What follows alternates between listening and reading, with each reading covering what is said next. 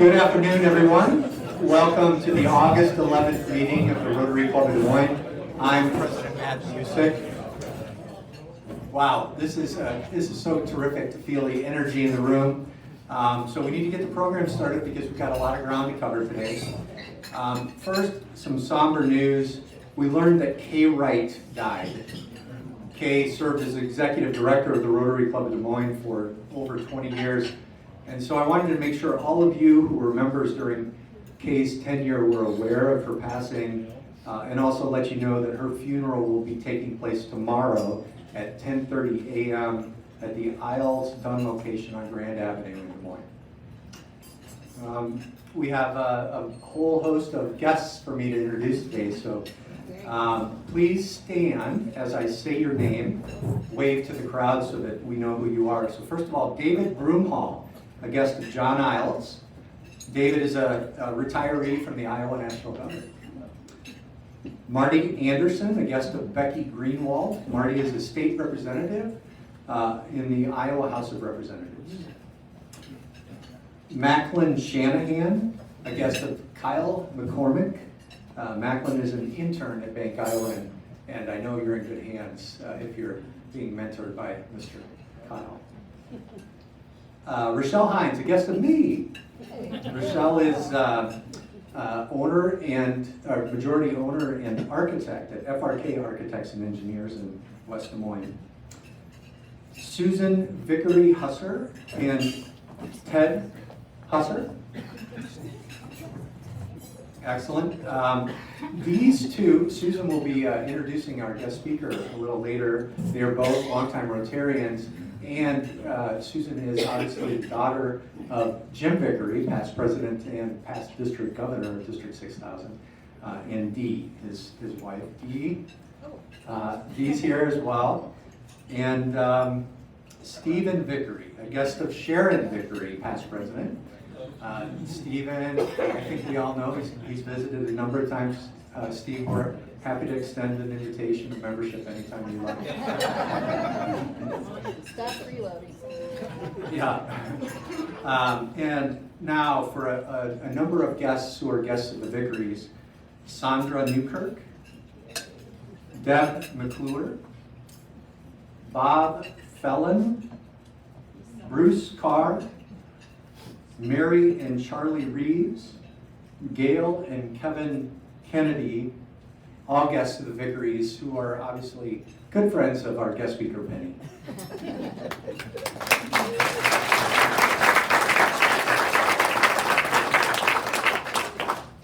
We'd like to wish a happy birthday to Jackie Norris. Jackie can't be with us today, so if you have a minute, reach out to her and wish her a happy birthday.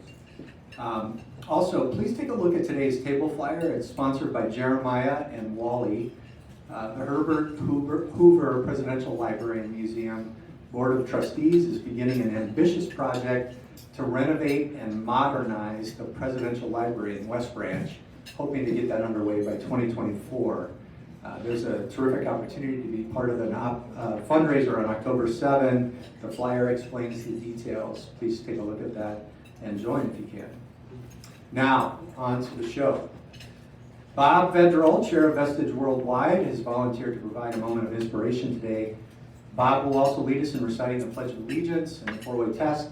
After Bob, please take a minute to greet those around you. And then Susan, as I mentioned, Vickery, will quiet us all down and get the guest speaker, Penny, properly introduced. So, Bob?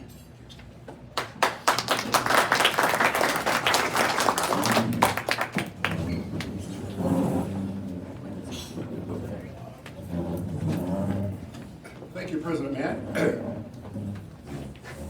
As our Rotary Creed is service above self, I would say that service above self is also a mission of those who serve our great country in any capacity. We see someone in a uniform, we thank them for their service to our country. What many of us do not see is the more than 13,000 foreign service professionals who carry out the foreign policy of the United States and aid U.S. citizens abroad on a daily basis. They have put their lives at risk in serving our country. Our embassies have been attacked. We can all remember what happened in Iran when our embassy and military personnel were held hostage. Their knowledge, experience, and commitment are key to representing the interests of our country and to serve our citizens in those nations. They sought this service and career to make a difference in the world. The current and ongoing strife and tensions around the world require high-caliber foreign service personnel to carry out the mission and interest of our nation. Let us all appreciate the great works of those who serve the United States Foreign Service. And now the Pledge of Allegiance.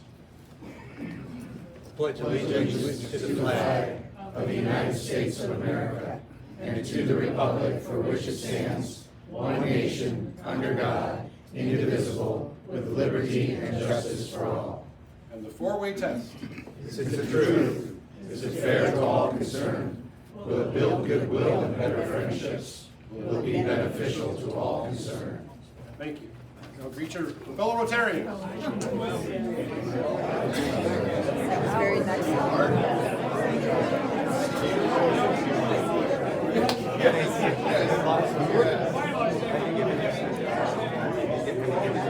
Oh, really? That'll be fun.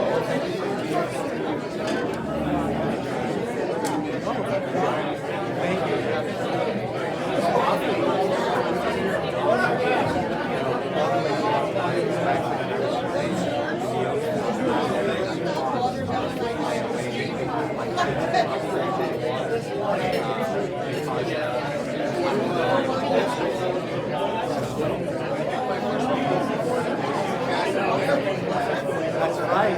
Or at least I'd like to think so. Okay.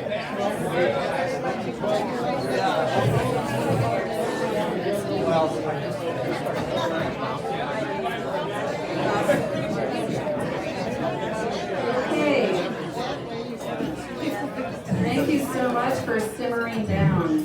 Thank you, thank you, thank you. Well, this is a dream come true. I'll just use that phrase, dream come true. I have a bit of an introduction. So after graduating from the University of Iowa, I started a 2-year management trainee position with Kirk Van Orsdale. Some of you may know that company. Now Mercer or whatever they're calling themselves. And we met on 3rd Street, and that's where the Iowa State Education Association is now housed. During the first year I was there, I made a very good friend named Sandra. And Sandra became my carpool buddy. And when it was time for me to spend my 2nd year of my training in Washington, D.C., I was very sad and I was very reluctant to leave my good friend. But despite the distance, Sandra Newkirk and I have kept a nearly 40-year friendship, and for which I'm most grateful. So when I moved to Washington, D.C., I was kind of in the carpool mood. Plus, KBI gave me a car, paid for the gasoline, and a parking spot. So, I was pretty lucky. So I thought I'm going to share my luck with others by having a carpool. Moving to Washington, D.C. was the most beneficial move. I had a fulfilling career in insurance. I met my Rotarian husband, Ted, and I met tremendous people along the way via carpooling. Which brings me to today's speaker, Eleanor Penny Akaloon. 37 years ago, Penny carpooled with me from Arlington, Virginia, from our neighborhood to her job at the U.S. State Department. 36 years ago, I lost her. She carried on with her foreign service, and I did my insurance thing. Then, 7 years ago, we reconnected thanks to her memoir, The Magic of Dreams, via a presentation at Ted's Rotary Club. So here's for Rotary. So Ted came home from his luncheon and he said, we had a great speaker. She was from the State Department, had a great career. And oh, by the way, her name's Penny. And Ted had never met her before, because this was before we had met. And I was like, I found my Penny. So sure enough, I did find my Penny. And now she will share with you her wonderful life story. Thank you.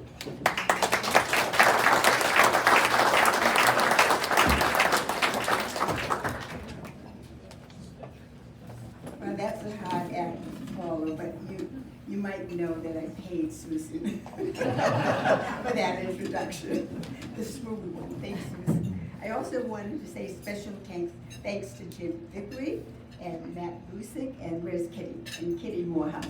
Thank you all for inviting me and arranging it so that I can have this opportunity to share my story. I hope that my journey inspires everyone. I'm very happy to be here. It's an honor, and I would like to extend a warm welcome to everyone. Thank you so much for coming out. I appreciate it. Okay, so maybe you're wondering how I became Penny. It was all Grandpa's bright idea. There's my grandpa. I'm gonna search for my laser pointer here. There he is. His first name was Lawrence Fernandez, okay? Now, Grandpa was, can you see that? Yeah, okay. Grandpa was an immigrant from the Cape Verde Islands. He came to America in 1903. Now, he had a wonderful sense of humor, and he was very industrious. He held many jobs, one of which was being a gardener for a wealthy Bostonian family, and this person had a summer home on Cape Cod, so Grandpa would do the gardening. In the process, he just was fascinated by this person's wife, the name, that is, and her name was Eleanor, so it just fascinates him so much. So at the hospital, no, not at the hospital, before that, he decided, oh, you know, he came home and spoke to my mom, who was the eldest daughter, and her name was Alice. And so he said, Alice, you know, I think we're gonna name her Eleanor. It's a good name for a good woman. And so back then, you know, the parents or the children listened to their parents. They had no choice. So she agreed, and so that was the plan. But when I was born, he laid eyes on me. He said, oh, he says, he changed his mind completely. And he says, oh, Alice, you know, I think we're going to change our mind. She looks like a penny. She's round, she's brown, she's small. We're going to call her Penny. So here I am. Just a little rounder, unfortunately, but nevertheless. Let's briefly talk about the Cape Verde Islands. Now, the country consists of a chain of 10 volcanic islands. There we are over there. They're situated about 350 miles from the west coast of Africa. Okay?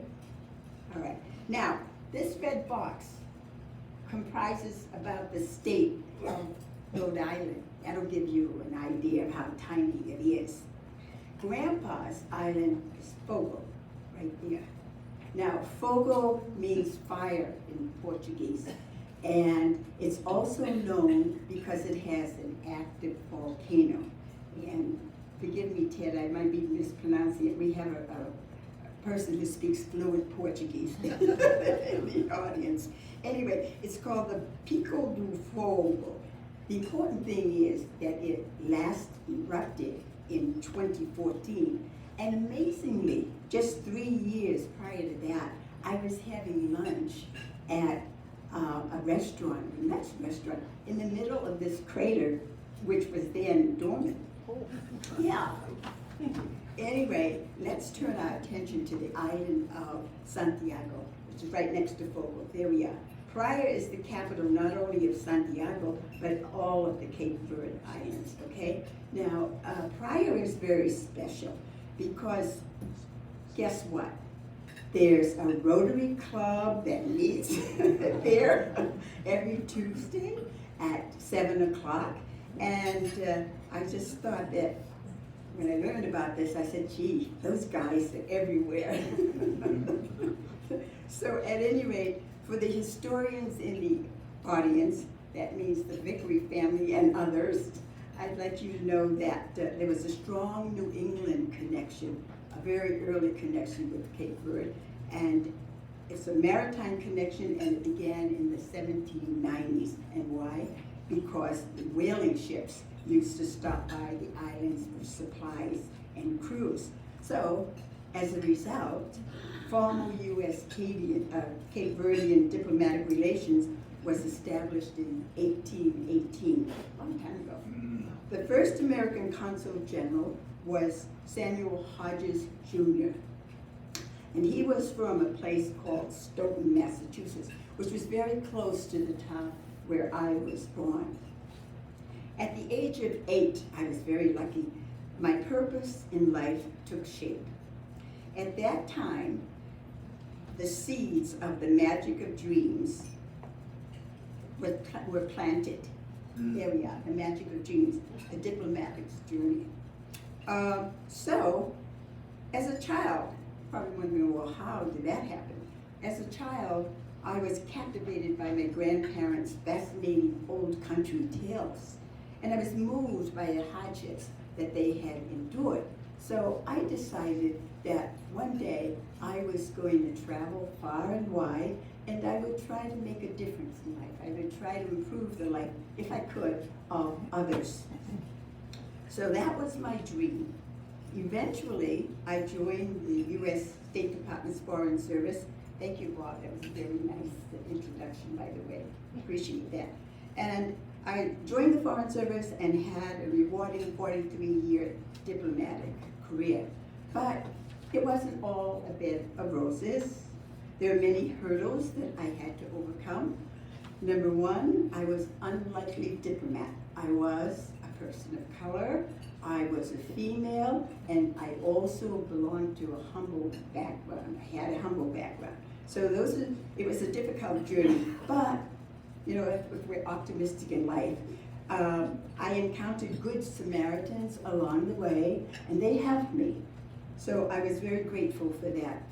I started out as a clerk stenographer and climbed the ladder and eventually became a Foreign Service Human Resources Officer. I had 9 different embassy assignments. I'm going to read them. I served in the Philippines, Morocco, Kenya, Tunisia, Canada, Uruguay twice, China, and Venezuela. I visited over 50 countries, but many of you here have done more than that. Okay, and I traveled across the 7 continents. I've been very lucky. And even to Antarctica. That's when my children took me there for my 70th birthday. I know I don't look a day over 34. But at any rate, writing my memoir was a daunting task. I was guided by an unexplained magical force, a higher power. You know, there was something that was guiding me. As a result, I was energized and had the strength and the courage to overcome and to tackle seemingly impossible tasks.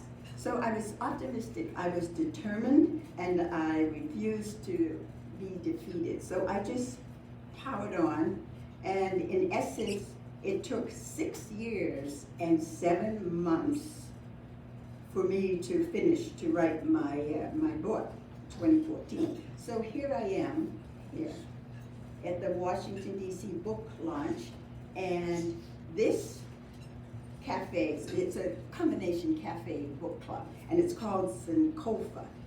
It was opposite Howard University, but I was overjoyed, as you can see, and grateful that so many of my family and friends were celebrating with me. You know, they took the time. They went on a long journey, so we were rejoicing together. Why was The Magic of Dreams written? First, my goal was to give my ancestors a voice and highlight their contributions. And then, I wanted my children to understand their roots, their Cape Verdean and Moroccan roots. And equally as important, I wanted to give others hope and to inspire them with their dreams. I didn't want them to give up. And I said, well, you know, I'm just an average person, just a common individual, but I had this burning desire and this dream, and I persevered, and so I thought, well, if I've done it, anybody can. So that was a very important part of writing the book. And then lastly, I wanted to give back to the global community because I had had such a wonderful life. So let's travel back in time and look at some of my memorable adventures. All right, here we are. In 1968, I headed for a life-changing assignment to Rabat, Morocco. Anyone been to Rabat, Morocco? Oh, very good. Thank you. So, I moved to Rabat, Morocco, and I promptly met the man of my dreams. I fell in love, and I got married 1 year after that. It was quick. Anyway, surprisingly, against all odds, my request to marry and remain in the Foreign Service was granted. I was also allowed to continue with my assignment in Morocco. However, the process wasn't so easy. So let's pause here just for a moment because I want you to fully understand the dynamics at play at that particular time, okay? During this time, it was State Department policy that all women planning to marry had to resign from the Foreign Service. They could no longer continue. The fact that I was marrying a foreign national who worked at the American Embassy further compounded matters. They didn't really know what to do with me. Fortunately, the ambassador's office supported us. And then meanwhile, the 1960s feminist movement for women's equal rights was taking place. So all of this worked to our advantage, fortunately. So in 1972, 3 years after our marriage, the State Department lifted the ban on female diplomats. And later, I learned, didn't realize it at the time, but ours was a test case, and we were actually trailblazers, so that was interesting. But back to the PowerPoint now. Okay, so there's Ahmed, and his grandfather was an imam, and so he married us. But it was the hardest thing for me to do, to stay serious, not to smile, and to look down at my hands. They saw that that wasn't going to work, and I was flunking the test. So they decided, oh well, let penny be penny. So I was able to smile. So at that same year, we were married at St. Margaret's Church. Again, it's a Catholic church. There, we had 5 ordained priests officiating. And so I always would joke with my husband and say, you know, we're hitched for life. Okay, let's switch gears and talk about the U.S. State Department. As you know, the State Department performs a variety of functions. It reports on political and economic events. It promotes American business interests. It protects U.S. citizens abroad.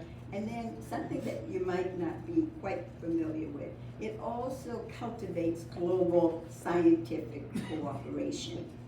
Now, the Bureau of Oceans and International Environmental and Scientific Affairs, known as OES, coordinates this endeavor, this program.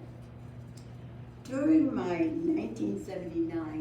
1979-1982 Ottawa tour, our 2-person scientific office at the embassy worked very closely with OES and NASA and the Canadian Space Agency. And you can see here, this was one of our projects.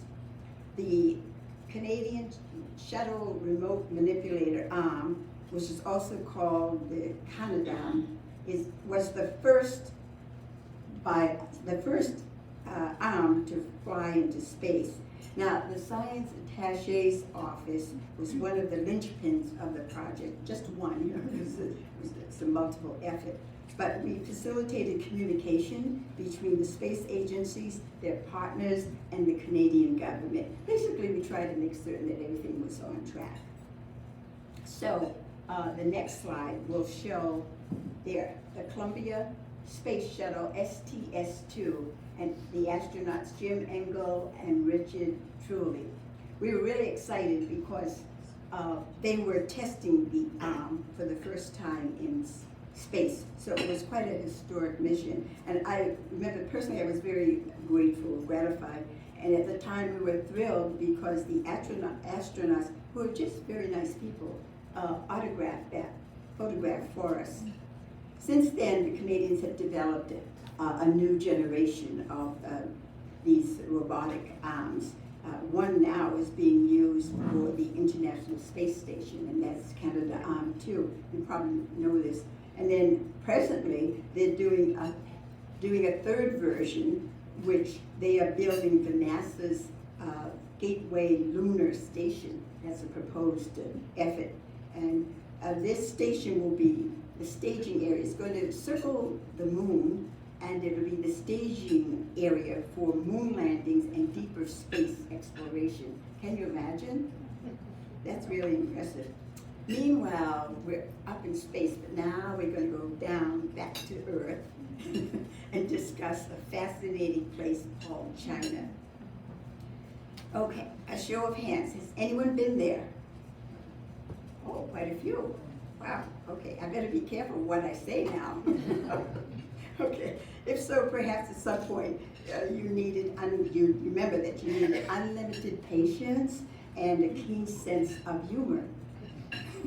At least that was my experience during my assignment.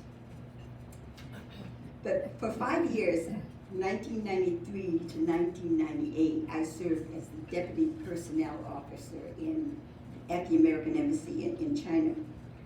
The personnel section supported 4 consulate generals and the embassy in Mongolia. We were responsible for 300 American positions and 532 Chinese positions. So we were quite busy, and it was a unique working environment. Part of my portfolio was contracting local employees from the Chinese government. But tensions in U.S. relations made Chinese and U.S. relations made recruitment difficult. So it was challenging. For example, the turnover rate for the local staff was exceptionally high. There was no continuity, and we constantly operated in a crisis training mode. And that's pretty difficult to do. During my tour, I trained 6 different assistants, personnel assistants. Some were more reliable, as you can imagine, than others. But these 2, this is Mrs. Wang and Mrs. Liu, they were actually quite good. I was fortunate.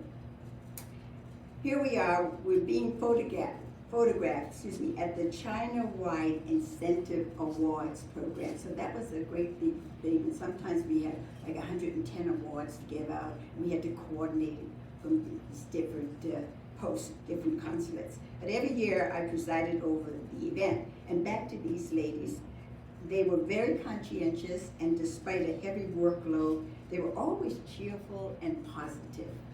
So we worked well as a team. I'm not so certain I mentioned something, and that is the security threat. Listening devices were planted all around the embassy, and our homes were bugged. Secret intelligence officers conducted surveillance on most of us, and I always felt that under those circumstances, I had to protect the local employees as much as I could. So conversations, especially with my staff, routinely took place inside my office behind closed doors. And if the conversation was more sensitive, I thought, okay, then I called them in and we wrote notes. I wrote the notes down. They would read it, they'd get the message, and then we would have to destroy it, what I wrote down. Okay, so when the walls came tumbling down, I escaped. I went shopping. Trust but verified. I was very popular at the neighborhood market, or was it? Look closely at this. that yellow scale. And you see, there's a handheld yellow scale. Okay, all right. After the vendors weighed their produce in their big scale right there, right? I verified the transactions. Oh, yes, I did. With a big smile on my face, of course. Anyway, they quickly dropped in a few more apples, oranges, or, just whatever they were selling. And I just walked away just beaming with these heavy bags of groceries. It was quite entertaining. I caused quite a commotion, but it was always fun, and we had good laughs, so it worked out nicely. Okay, as a diplomat, I relished witnessing historical events, but this one what defied imagination. This is the China and the blockade. So, in February 1997, a political storm of epic proportions landed in our backyard. It was a major international incident. So what happened? Okay, a high-ranking North Korean official and his aide attempted to defect. So they sought refuge in the South Korean embassy, which was located 1 block from a housing compound. So you can just imagine what was going on then. So Beijing police sealed off the streets, the roadblocks were installed, spike barriers were placed across the roads, and more alarming, military tanks, seriously, military tanks and also buses full of military armed just invaded our space. Fortunately, after a month of negotiation, the Chinese decided that they were going to permit defectors to leave for South Africa. Did I say South Africa? Oops, sorry. For South Korea. Anyway, thankfully, the standoff ended peacefully. So that was good. To summarize, I have found throughout my life's journey that, please listen to this closely, we belong to one global family, regardless of our physical or cultural differences. Moreover, there's a common thread that unites us, that connects us. This holds true for Rotarians as well as Foreign Service personnel. So, why are they similar? In many ways, but can you see that? Okay. Both of them embrace the South African Ubuntu philosophy, which means I am because you are. Also, both believe in the principle of common humanity. It is us and not them. Okay? Also, they work toward the greater good of society. So before leaving, I want you to meet some other global change makers. This photo was taken on July 17th, 2018 in Johannesburg, South Africa. And it was at Nelson Mandela's 100th birthday celebration. President Obama was the keynote speaker. The elders who also were in attendance, and who were the elders? Well, they're independent global leaders who work for peace and human rights, okay? So they were there in force, in numbers, and so I'll identify some of them, okay, very quickly. All right, so this is Graça Machel, that lovely African attire. She's the widow of Nelson Mandela, and she's the founder of the Graça Machel Trust. Next person is Mary Robinson. There she is. She's the 7th former president of Ireland, and as a matter of fact, she was the only woman to hold that position. She's a nice person as well. Then we have, he's kind of hidden, Kofi Annan. You see him? Okay, the late Kofi Annan, the Secretary General of the United Nations. And then we have Richard Branson there, okay? As you know, he's a British entrepreneur and philanthropist, and he flew in space. I think it was last year sometime. So this is my daughter, Layla, and she works for the Grasshopper Shell Trust. Now, where am I? I am standing right there behind President Obama. But the thing is, you know, I was the tiniest person in the room, and I was the only one that had no credentials. But what I did, I just crashed the party. But you guys don't have to do that because you belong to this elite group, you Rotarians. So I just want you fellow Rotarians to keep rising and serving others, because your 4-way test and your high ethical standards makes the world much better. Yes, I want you to remember this. You are in the right place, the right time, and your work does matter. So keep up the good work. I am privileged, I feel privileged to be in your company, and at this time, I don't know how much time we have, maybe just a few minutes to answer any questions that you might have. Yeah, we have 10 minutes.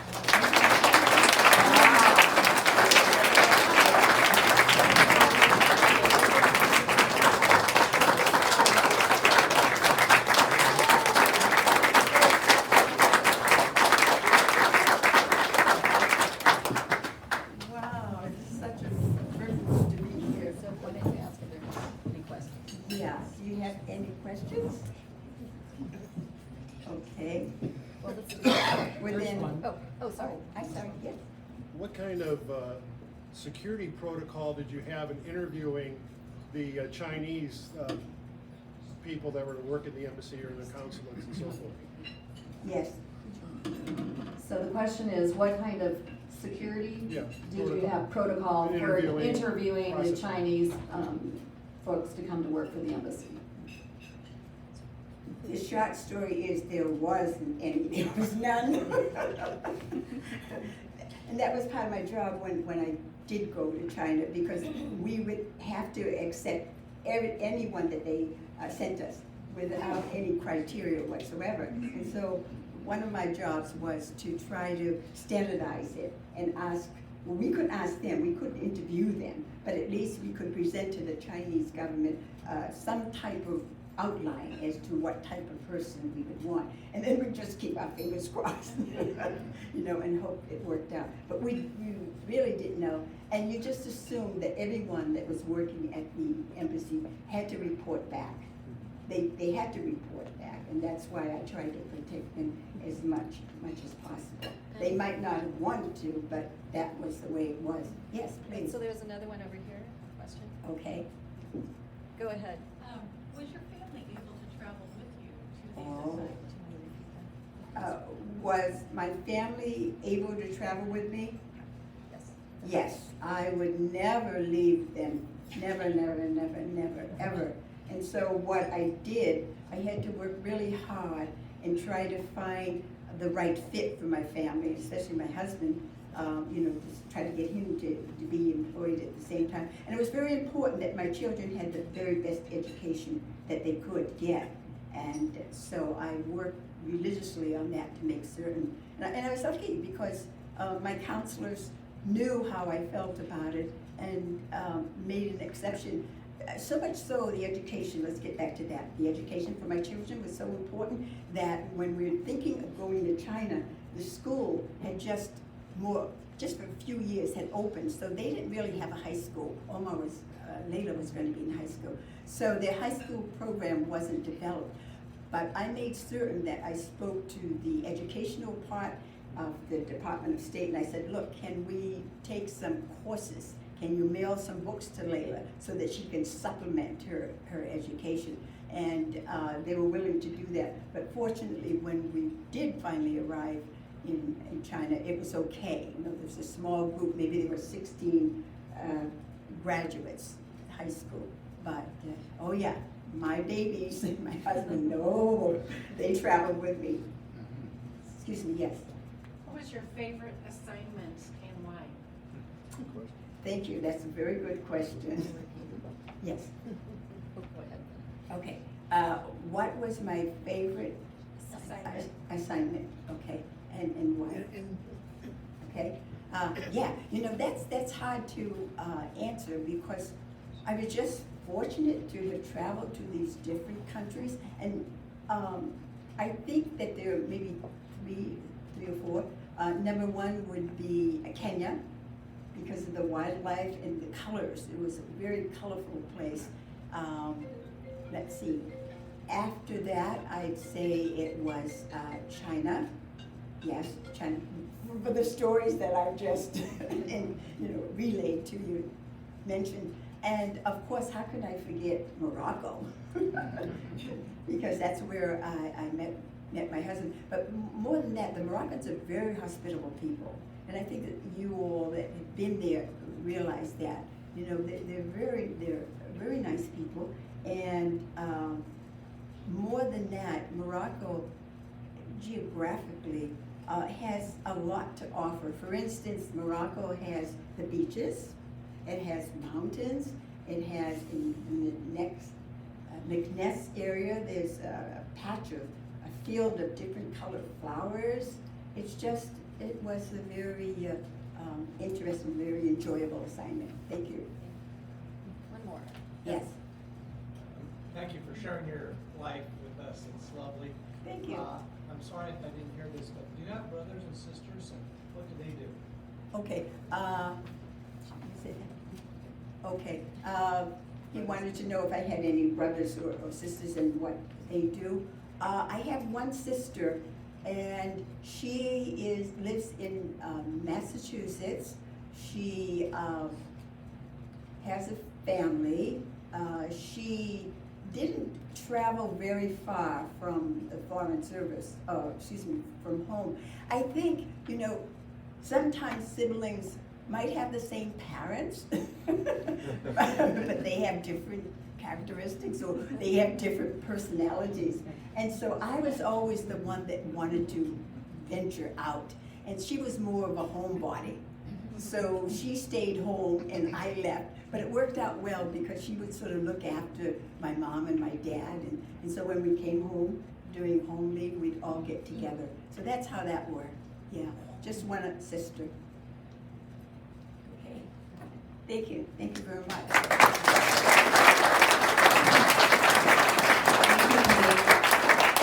So, as I said earlier, I found my penny after 36 years of being lost. And hopefully some people in the room might have found a penny where they're sitting. Did anyone find a penny where they're sitting? Anybody else get a penny? Yes. Okay. Oh, wow. You'll be receiving a copy of Penny's book. And she'll autograph it for you. Thank you so much. Yeah.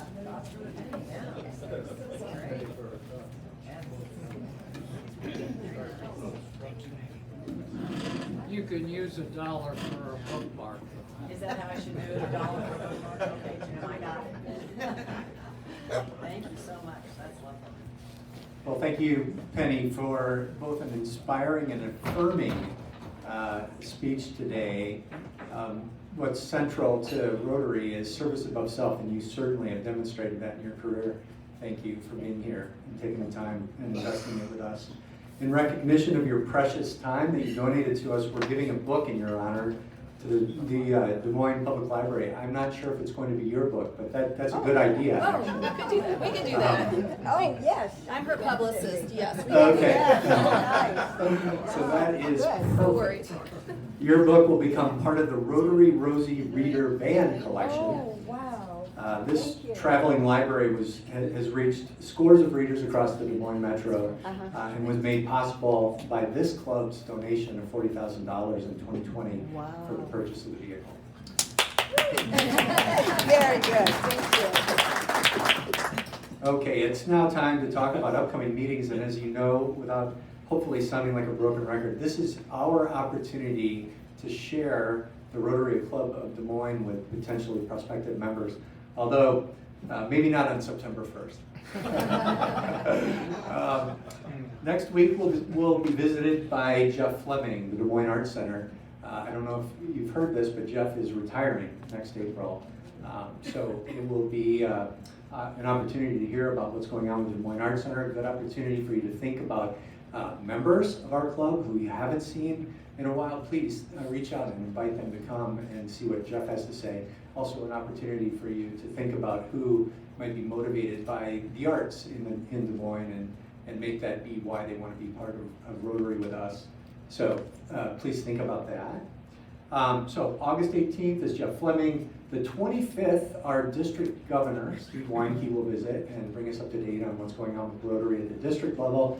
And then remember, on the 1st, this is an opportunity for us to come together. I'll lead that day's program to talk about what's happening behind the scenes, both with our resources and our strategic plan for the future. So I hope that you can be here for that. It's been a long time since we have come together as a club to think about ourselves, and sometimes to be good for others, we have to look inwardly first. So that's what we're going to be doing on the 1st, and I look forward to you being here. Thank you for being here. Thanks for a great program. Thank you to all of your guests. What an entourage. Jim, I think you should give your bill to Sharon and Steve. We are adjourned.